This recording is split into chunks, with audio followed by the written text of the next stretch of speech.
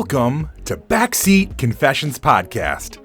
Slide into the backseat as we listen to mostly anonymous strangers tell us stories from their lives. I'm a rideshare driver in Atlanta, and the people getting in my car have absolutely no idea I'm going to ask them to share. My commitment to you is to tell at least a snippet of virtually every story recorded in my car in the order they were told to me. My hope is that you laugh, cringe, cry, but mostly connect to these amazing people. You may find a piece of your own story or just feel more connected to the rest of us. Join us, won't you? So, hey, my new friend. This is an adult podcast. Themes and languages are definitely not suitable for everyone. Listener discretion is advised.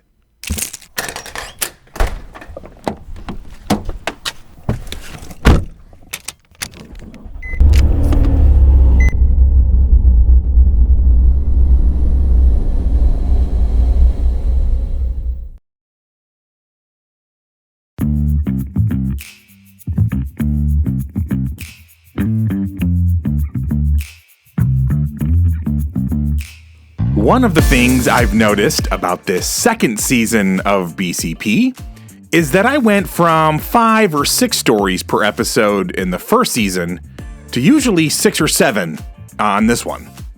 Some of that is due to longer episodes, but some of it is also just me getting better about chopping a few of the stories down to a more manageable length. This, for me, is personal growth as a podcaster, because each story is important to me personally, but some stories just need to be trimmed for one reason or another. I hope that you take stock of your life from time to time and evaluate where you are improving. Okay, it's time to get this train a-moving down the tracks. All aboard!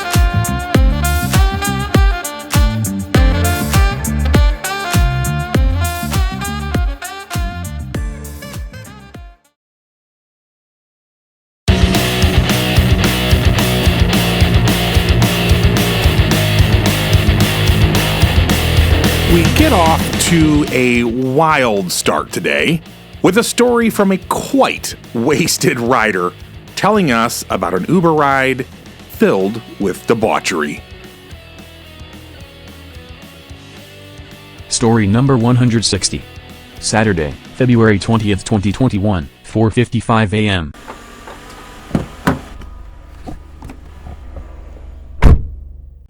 Well, my story is going to be about an Uber driver, actually. Okay. And there was myself and 2 other people in the back seats.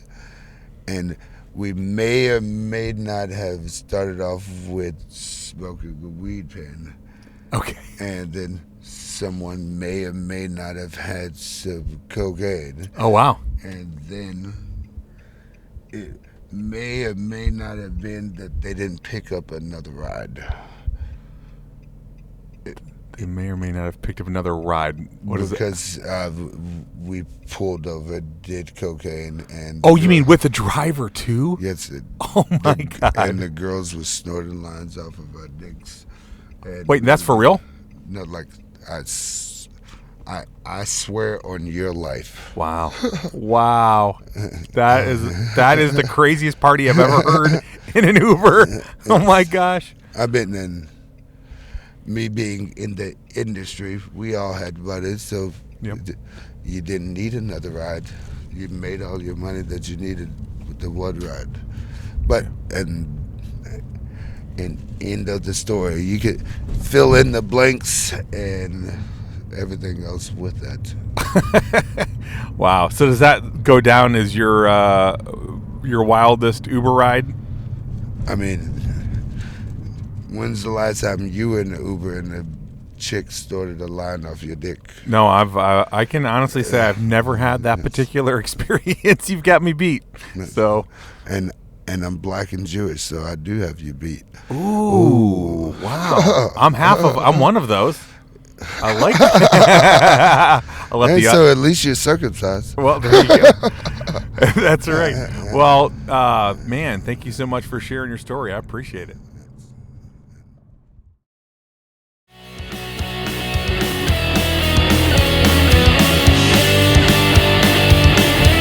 Honestly, nothing about that sounds like much fun to me, personally, but to each his own.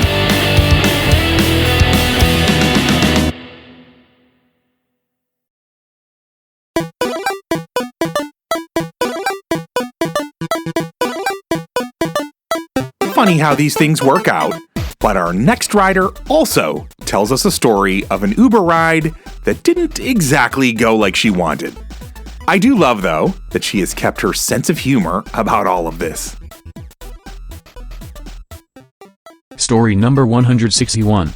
Sunday, February 21st, 2021, 12:14 a.m.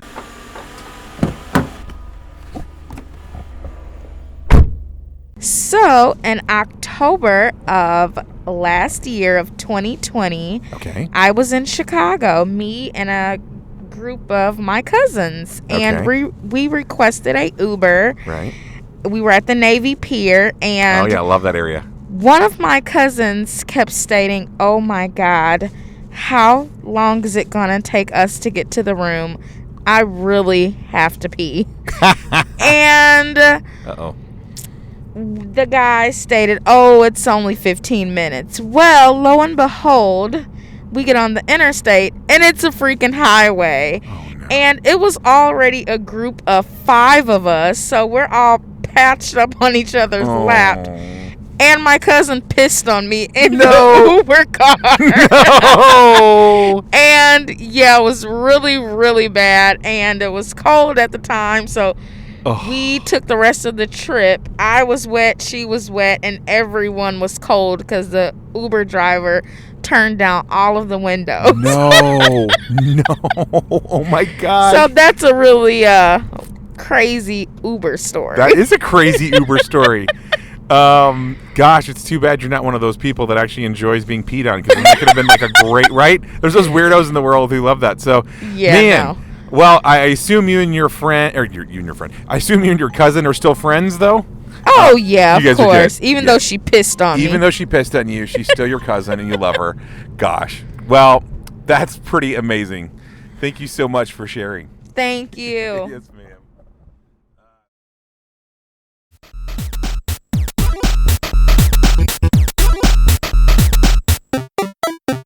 There's a funny saying that came from my wife's family that if you mention that something is pissing you off, they'll reply, "Better to be pissed off than pissed on," I always say. I pretty much agree with that statement. But sometimes there are just those situations that can't be helped, and you end up being pissed off that you're being pissed on. Anyways, she can laugh about it all now, and that's what really matters.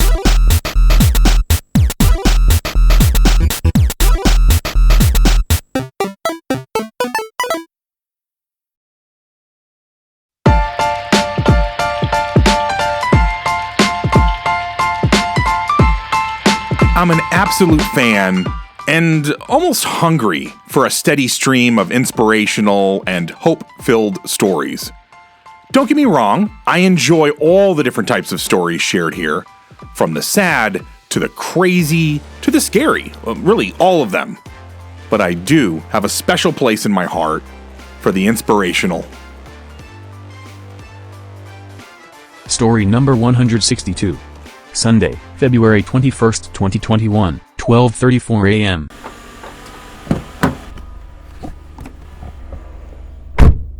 The inspiration that'll bring you hope is that when I first moved here to Atlanta, I moved here to Brookhaven. Yep. And I was working at dealers and everything, doing my thing, and I had plans of making things happen with music and everything else. And when I first moved here, of course, like anything, is definitely hard. Yes. You got to meet people, do things. That's right. My first couple, I'll be honest with you, like my first 2 or 3 months here, the money was real low. Yes, I moved to Atlanta literally with a black trash bag and a suitcase, and Wow. I just wanted to make it happen. Yes, sir. And it took some months. It took a little bit of time. I met the right people. I worked on the right projects, and I was able to get one or two things placed on TV, and then after that, it's just just a constant flow. And Wow. one thing I can honestly say about working toward anything is that you're gonna have more of those bad days than good days. That's But so it's just true. like Michael Jordan said, like, he was able to win so much because he lost so much. That's so true. So you just always got to take everything as like, as long as you're not beneath the ground, you can still be above the ground. Yeah. So that's definitely it, man. Like, when I moved up here, it was very slow motion, but I just stayed with it. And before, time went on and I was able to do different things. So to anybody that's doing anything, definitely stick with it. Like, those lonely nights will pay off, Absolutely. Okay, so I love your encouragement to stay with it. I have this feeling from what you're talking about that you were also willing to work hard, and you also were networking. I mean, you were doing a lot of things. Yeah, definitely. Right.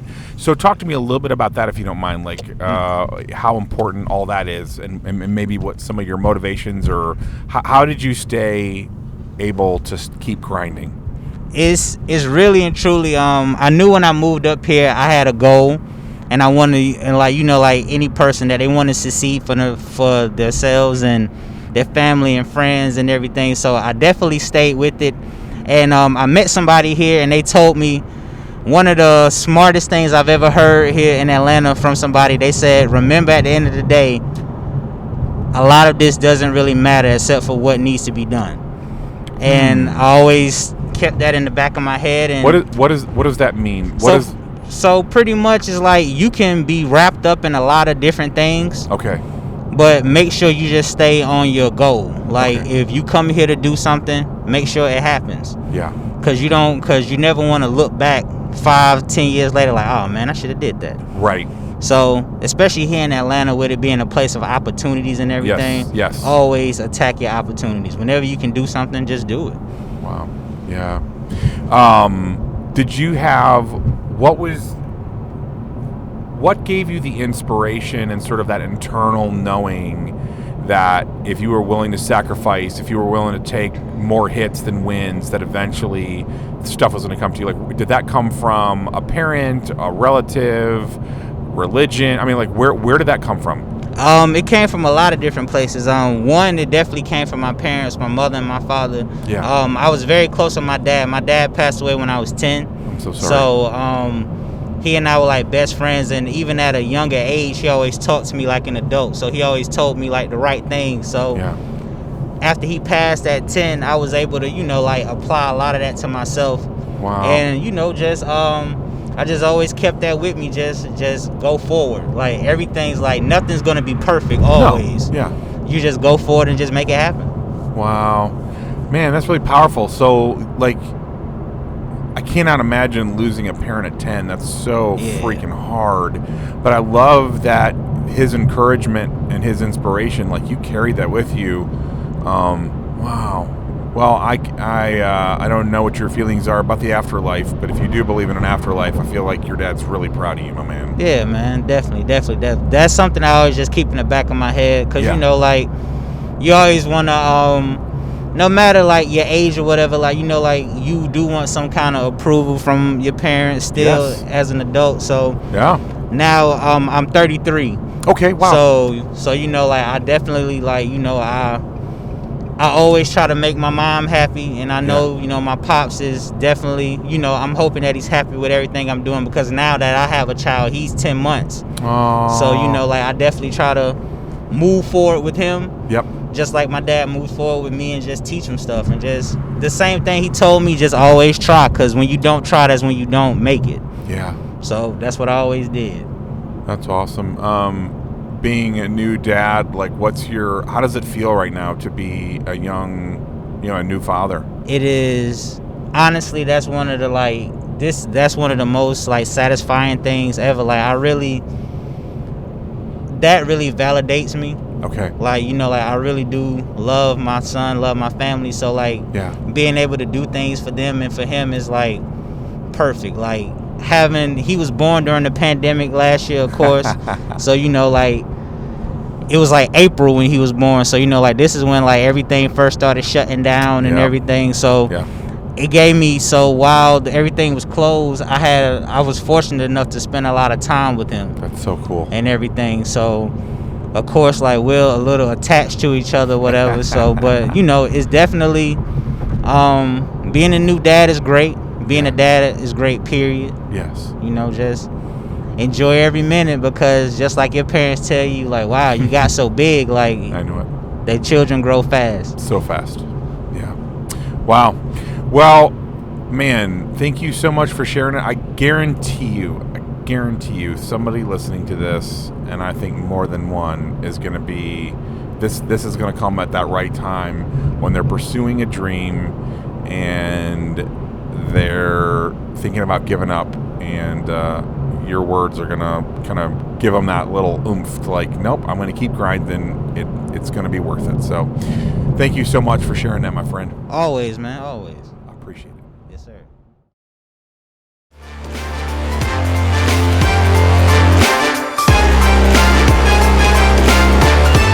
We all have dreams.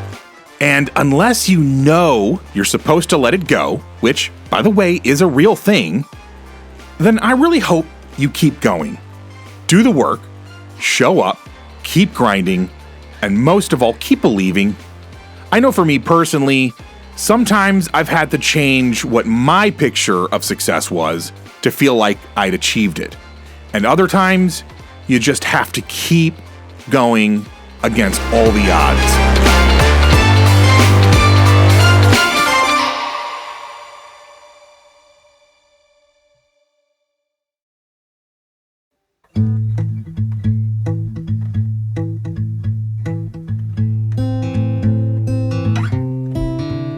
We come in towards the end of this next conversation with a mom talking about her tall, athletic son. As a young teenager, well over 6 foot tall, she feels like people judge his apparent lack of scholastic achievements as that he's just not trying hard enough. She claims that because he has dyslexia, he's actually trying 10 times harder than most. Story number 163. Thursday, February 25th, 2021, 11:30 p.m.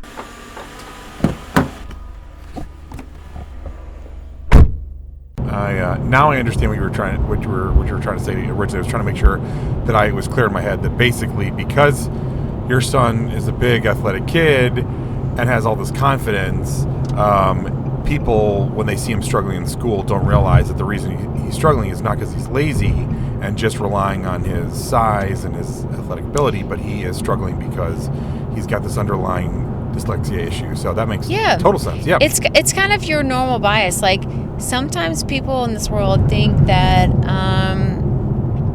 a popular kid may just be, they may have all the things in this world that are in their favor and happening in a more positive way. Right. And sure, they might be. Right. But at the same time, I don't think you can judge just a popular person for what it's worth, right? Right. Sometimes they may have some things that you're unaware of that are happening in their life too. And so yeah, it sounds like the real lesson is like, don't look at somebody else and think, oh, they've got it all made and make. Yeah, right. Right. Or Right. say, well, because they've got this, that, and the other, they've got it all made, when really you might not know their struggles and their underlying issues that aren't maybe right at the surface. Yeah. I think the lesson is you have to get to know each individual person and understand their perspective, and it may not be what you assume it is, right? Yeah, and for so sometimes you just have to kind of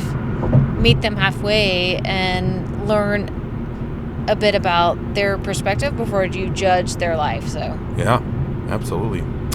Well, thank you so much for sharing tonight. I really appreciate it. yeah, it's great.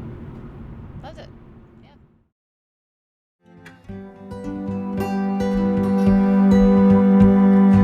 Yeah. At the end of the day, the life lesson to withhold judgment as much as possible on why people act a certain way or do or don't behave like we think they should is a good one. Like the old saying goes, until you've walked a mile in their shoes.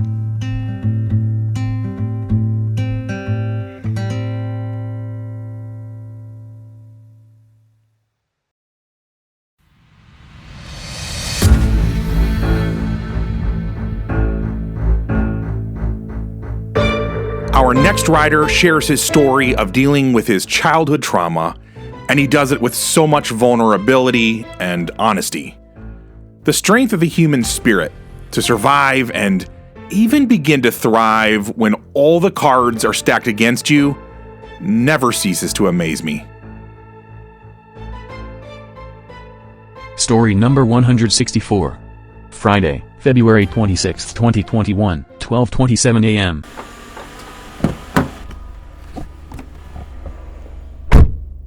We had a conversation. We were having a conversation about trauma in our lives and how sometimes it could take us a lifetime to overcome that trauma.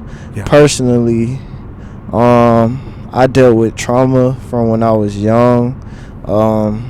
It happened around when my parents split up, and that was around when I was in the 3rd grade. Wow. And we were pretty much raised up like, the ideal family. Like, we were good kids. Like, we were very close. Everything, we had the financials in order. We had the good house, the big house, all that stuff. Mm-hmm. And after, like, my parents I just came home one day, and, like, they didn't even tell none of the kids what happened. Really? I just came home, and the power was off. And my mom told me we were moving.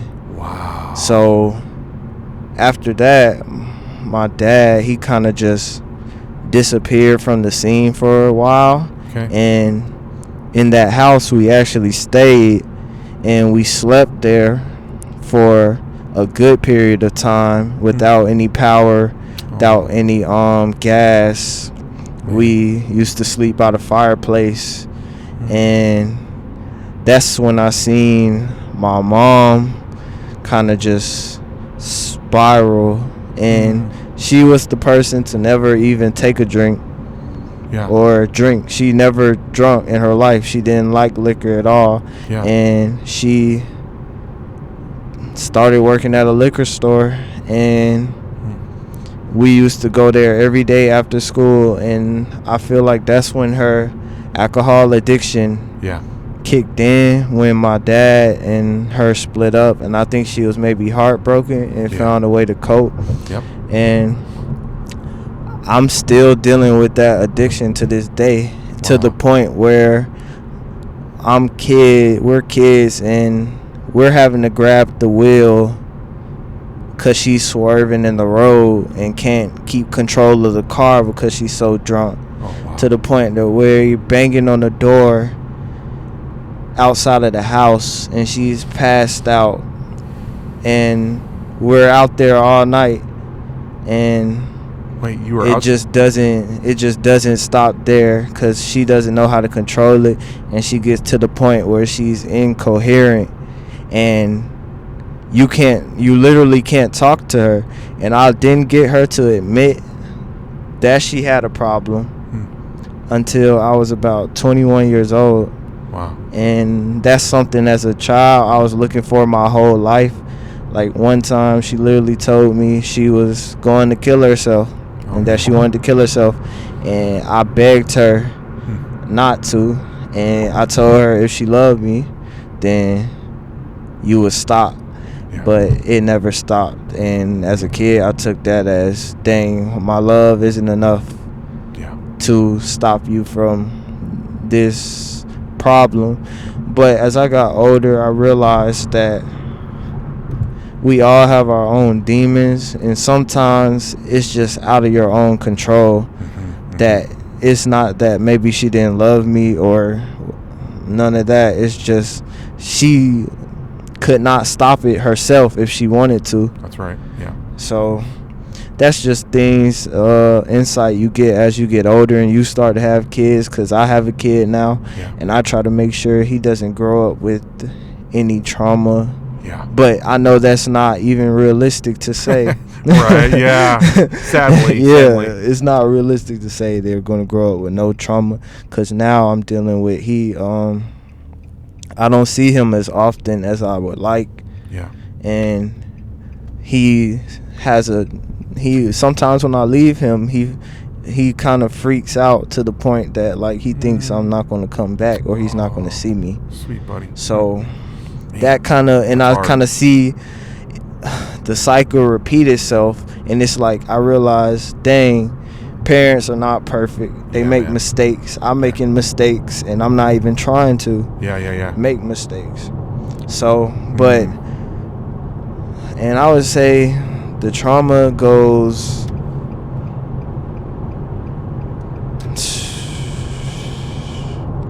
and I just grew up in a lot of like fear. Fear to leave the house. Fear like as soon as you step out, something bad is going to happen. Yeah. Fear of the world is going to end or something like that one day. Just fear of like everything. And it's like they tried to shelter us from the world. Yeah. But it was like you can't. We have to be in the world, so you can't guard it from us forever. And that mentality kind of caused, like, to the point where my dad, he didn't go to college because he was told not to, because it was a waste of time, because he felt like the world was going to end by then. Oh, yeah. I have my own crazy background with people that believe that the world was coming to an end. And I still have family members that think that, in the next 10 years it's all over or whatever. Then that was when he was a kid, and now he's 52. So it's 50 something years later. Yeah. And it's like you can't live like that. No. You can't live waiting for the end, because you honestly cannot build for the future. You cannot leave proper legacy if you don't believe that there is a future, or that if you don't believe that you can positively change the future. That's right. If you just believe that we're doomed from the start. That's right. Yep. Then it's like you're already done sealed your fate. Dude, that's 100% true. Yeah. So you have to. That's why I try to project positivity if I can, but in my environment it's kind of hard because I just get met with that every time. Right. And even when I tell them about my dreams and my aspirations, what I want to do, it's like it's not seen as realistic or I can attain those things. But I learned through my life that you are the driver, we are creators. Just like they say God made us in his image. Yeah. He is a creator. Totally. And he made us to create. When we give birth, we are creating another life. Yeah. When we create, we can create music. We can create buildings, roads, schools. We just create and expand in this world that we live in. So when you can tap into that and take advantage of that, then you'll see that the world is your oyster. Yes, and you can do whatever you please. Anything is obtainable just based on how bad you're willing to pursue it. Yep. No matter when everything is telling you no, everything is looking dark and gloomy. If you're going to keep pushing, if you're going to keep going, if you're going to keep picking yourself up. And that's what my life, I feel like all that trauma and hurt and disappointment and fear, it's just been preparing me for greatness. Yeah. And for the road that I will face ahead. And it made me tough. It made me strong. So I don't look at it as weakness no more, or trauma or something to be ashamed of. It's just like, I'm strong because of it. Yeah. So, man. Yeah, that's pretty much that's incredible, what I have dude. to say on that topic. No, I love it. I love what you believe about creativity. I believe the same exact thing. I think that we are created to I love create. meeting creatives and people who can, they can share a similar point of view of the world. Yeah. Yeah, no, I mean, I love your view on creativity. I think it's maybe the most godlike thing about us as human beings. I love your positivity. Whenever I meet people with a really negative worldview and they think that, they believe in a negative end, not that necessarily I'm going to be able to change their mind, but I try to at least introduce them to the idea that maybe it's not going to end that badly. Yeah. And try to show them, because they use it in their lives, the creative process every day. Yeah. Whether they know it or not, it's just if you're conscious of it or not. That's right. Yeah. Conscious. In some way, if you believe that everything's going to go to hell in a handbasket, there will be a negative outflow of your life in some way, shape, or form. It has to be.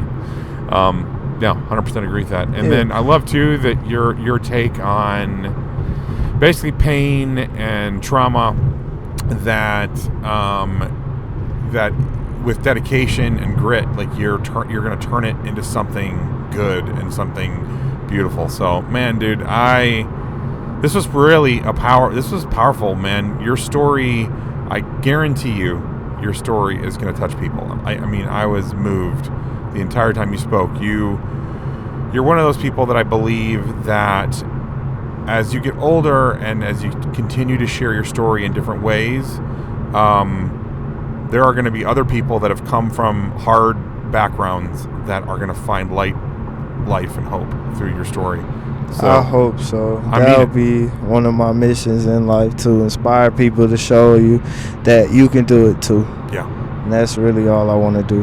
Yep, I love it. No, I think that is exactly what you're doing right now. And yeah, man, I'm honored. Thank you so much for sharing with me tonight. Thank you for your time, bro. Yeah, this is therapeutic for me. Yeah, I felt like that. It was weird. Like I felt like, I was like, this feels like a therapy session for both of us in a way. But yeah, beautiful. All right, thank you. All right, appreciate you.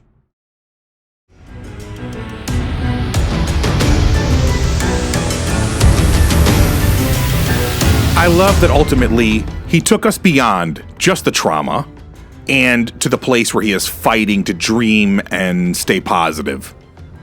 I'm believing in this young man's journey to wholeness, and I also believe that he is going to be a light of hope to his family and to many others around him.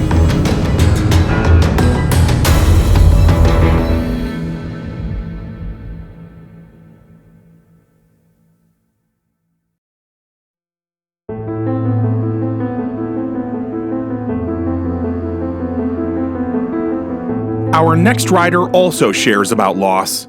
Hers is very immediate, but she is already finding the rays of hope that are breaking through the pain. Story number 165. Friday, February 26, 2021, 1:37 a.m.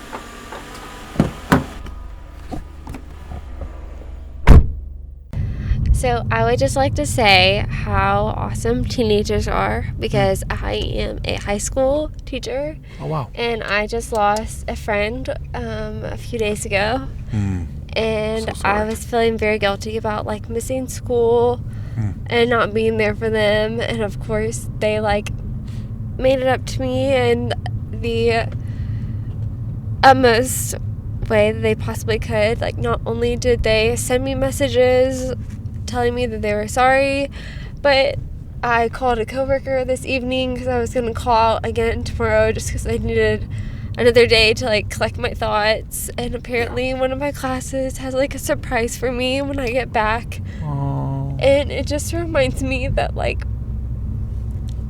not only are people good, but young people are good, and those are the people that are changing our world. That's and right. That's why I want to go to work every day, and I'm counting on them to make this world a better place. And you can't replace that reward with any type of monetary value in terms of my job and the pay that I get. How do you quit a job that's so valuable and so rewarding, that you get so many positive messages from people that are so young, that are just amazing. I don't know. Yeah, I'm rambling, but no, it's so good. First of all, obviously, you are called to be a teacher, just your passion for it, and so these kids are lucky to have you. Secondly, nothing to do with absolutely anything, but you look like you're a teenager yourself, so that's gotta be a fun sort of thing for you to like be walking around in a school, and you're surrounded by people that some of them I guarantee look older than you. So, yes. But on a more serious note, I am so sorry about your friend. But also I love what you're saying, just like how these kids, when it counts, they were there for you, and yeah, man, that's especially when they're going through so many things themselves too, and like I had kids even reach out to me and saying that they've lost a friend, and you know, these are 16, and I've lost students too, and like I just I don't know. Yeah.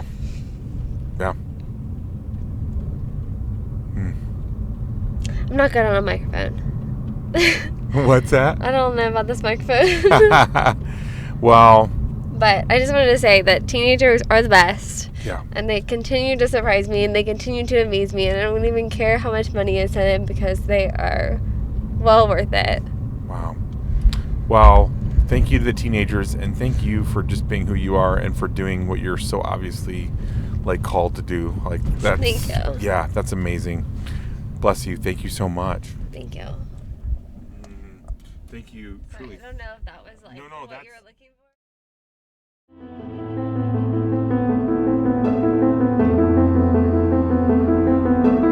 for. I love her gratitude for all the support she was being given by her students, and I love her point of view on the rising generation.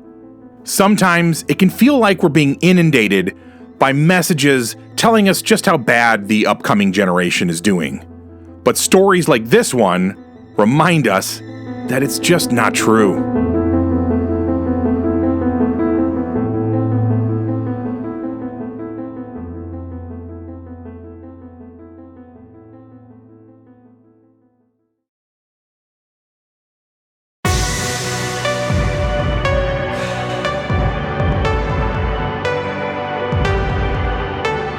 Well, it seems that hard times are one of the prominent themes for this journey we're on today. And that is true for our final ride this evening. This young lady is processing a very fresh breakup of a multi-year relationship, and that's no easy thing for the heart to handle. Story number 166. Friday, February 26, 2021, 2:03 a.m.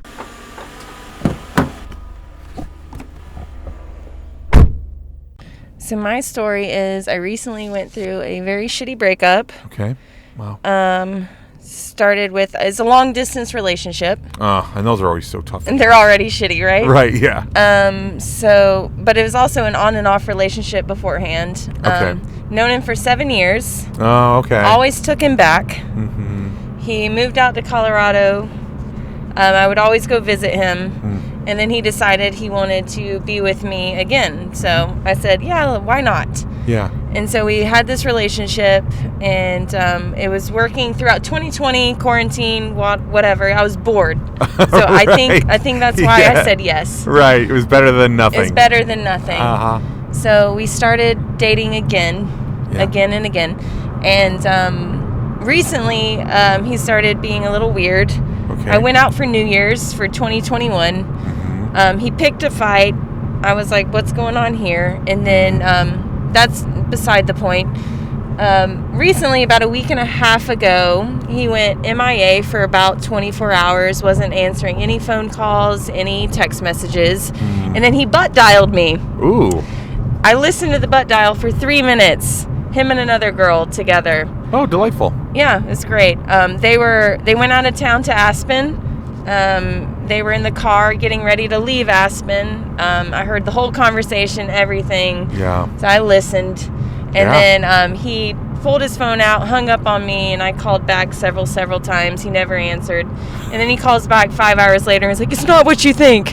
And like, every fucking woman has heard, it's not what you think. Of course, yeah. No, it is what I think. It's totally what I think. Right, so for a week, this Friday, I was supposed to go to Colorado to visit him. and I was gonna still go. Yeah. Last Friday, I was like, hey, a friend of mine is going to be in Vail. Can we have dinner?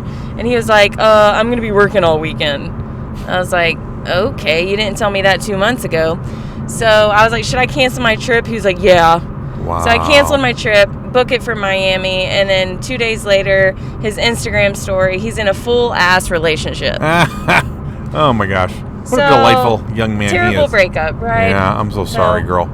Yeah, that was my breakup story. So now I'm going to Miami tomorrow. Well, and bullet dodged on continuing on with him. I hope this is your last time with him. Yeah, I hope so too. It is 100%. And I'm not going to Colorado ever again. Fuck that place. Oh no, Colorado's freaking amazing. I do love Come Colorado. On. Yeah, don't let one douchebag ruin a stunningly beautiful state. True. Oh my gosh. Yeah. True. Yeah. He doesn't deserve that honor. I'm gonna stay away from Vail then. Well, okay, Vail is gorgeous, but Vail is gorgeous. And you know what?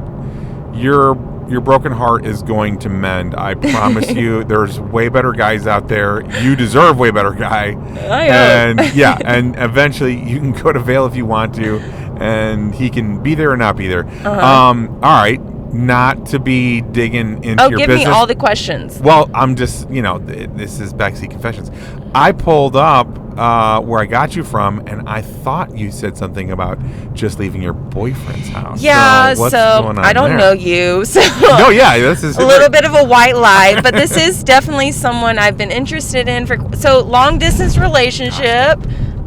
This is someone who's been interested in me. Okay. Yep. Someone who I've had, back in my mind. Yep. Who I've also been interested in. Nice. And we went out on a date tonight. How'd it go? Tell us the deets. It was excellent. Really? I mean, he's definitely my type. He's someone I've been thinking about. Okay. I've clearly been on his mind. Yeah. But, most of tonight was laying out the deets of what I just went through. Okay. Yeah. So, a little weird. But he was super understanding, and you probably honestly, it was probably as ideal as it could be. That's awesome. You have to tell me one more time. How long have you known this gentleman? I've known him for roughly over 2 years. Okay, so we're in the same industry. I was a bartender in Buckhead. He's in the industry, so just Buckhead life. Well, and then from what I've heard from people that are in that industry, it's a pretty tight-knit industry anyways. Pretty tight-knit. Everyone knows everyone, yeah.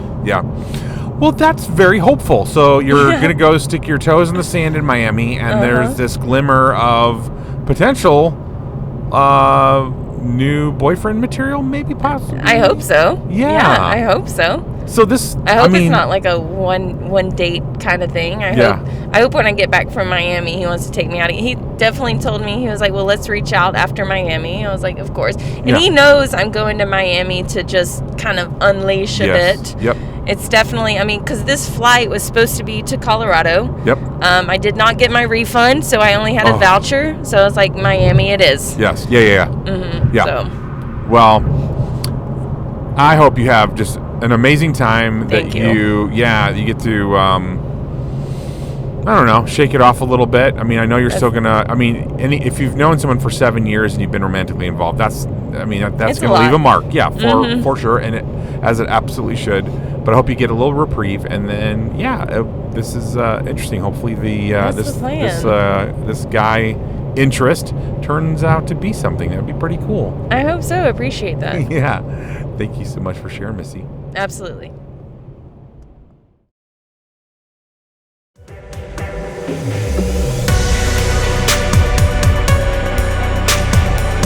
I will say that if you have to be dealing with a broken heart due to a breakup, then it seems like at least part of the prescribed antidote should be to settle into a beach somewhere just for a minute and then come back to a friend who might end up being a love interest.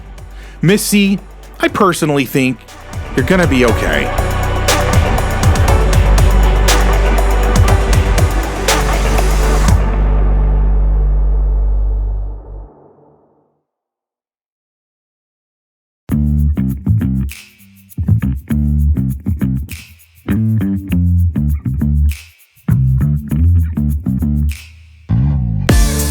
While today's ride had the normal range of stories and subject matter, And I'm especially grateful for the moments of levity with the lady sharing about getting peed on in an Uber. These last 3 stories have been, of course, about loss. I know myself and family have been through a lot, and I would imagine most of you listening have your own stories of pain and suffering. Sharing these stories with each other helps us to know that we're not facing struggle all alone, that it's part of the human condition, and that life ultimately includes heartache and trauma.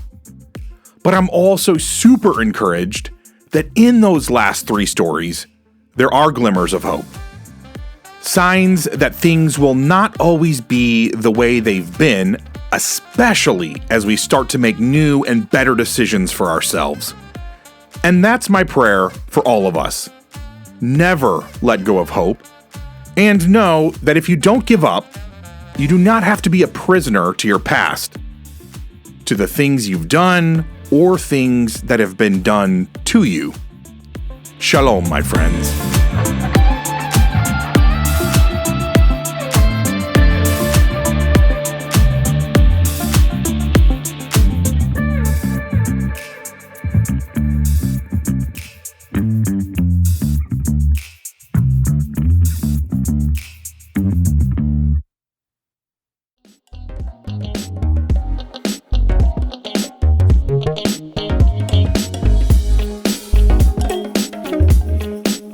This is what happens when you are a rideshare driver in Atlanta and ask people for their stories.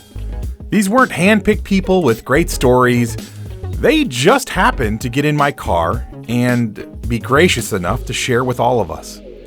And who knows, maybe someday you'll be in Atlanta and need to grab a rideshare and end up telling the rest of us the next great story on BCP.